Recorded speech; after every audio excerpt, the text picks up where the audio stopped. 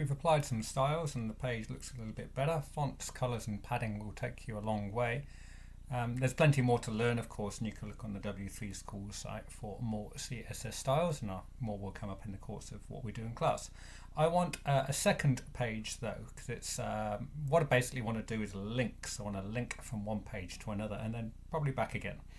So I've created in the folder, I've created this extra page. Well, it's going to be an extra page, Pikachu.txt, which currently doesn't have any HTML on it, but if I just rename it to make it .html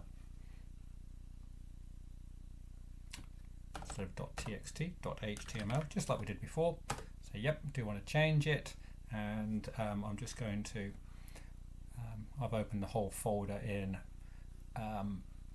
VS Code, so I'm just going to magically quickly change it. I've done all of the 8 headings and paragraph tags and so on. What I haven't done though, of course, is what every page needs, which is the head and body, because that's going to be identical. So I can just go Control-C, and right here, Control-V, and of course not to forget, right down here, the last 2 tags, Control-C, and put those right at the end, Control-V, and I'm going to right click and format the document just to get the indentation looking perfect. So if I save that and then go back to this folder and double click, well, the good news is it's picked up exactly the same styles as the original page because it's using the same style sheet.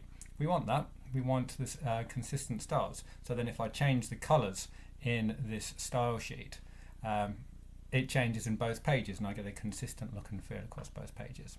Anyway, so links, that's what we were going to do. So I have got these 2 files in the same folder, which makes life super easy because I don't have to do any complicated http:// all of that kind of stuff. I just link to Pokemon.html or Pikachu.html. I think I'm going to do it in the Pokemon.html page. Get rid of this. Pokemon.html, and the format is, I'm going to put it right at the top. Just the simplest link that I can manage is to put an href equals, and I'm linking to Pikachu. Am I spelling this right? Pikachu.html. Cool. And I'm going to close that tag, and you see we get a /a, and I'm going to say link to Pikachu page, just to be really clear about what's going on here. So see, there's 2 things going on. I've got the href bit and the /a, which is saying this is a link, and then this is the text which will link to that page. So Control S, and go back to this page and refresh. Did I save it? Yep, I've got a link to Pikachu page at the top, and I'll click the link and I'm on the Pikachu page. It'd be nice if I had a link to go back to the other page. I'm actually going to start doing a tiny little nav bar here. This is something we'll come back to in a future video.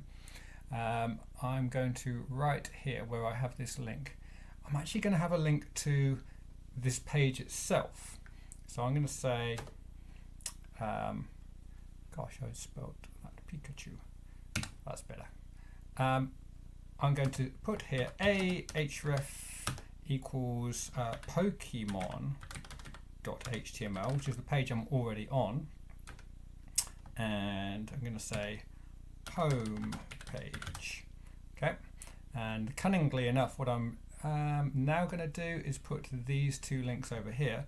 This will not look very good.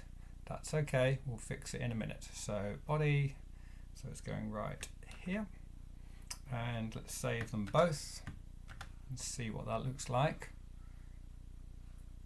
So I've got home page, which is linking to the page I'm currently on, link to Pikachu page, home page, Pikachu page, home page. Lovely, lovely. I'm actually not going to do the thing I said I was going to do, which is to set it up ready for the kind of nav bar thing we're going to do later. And what I'll just foreshadow a little bit though, what we're going to do is this is going to be a UL. It's going to be an unordered list. So typically when you do a nav bar, it's a list of links and then you style it to look like a nav bar and not just like a pair of links like we've got here. That's enough for this video.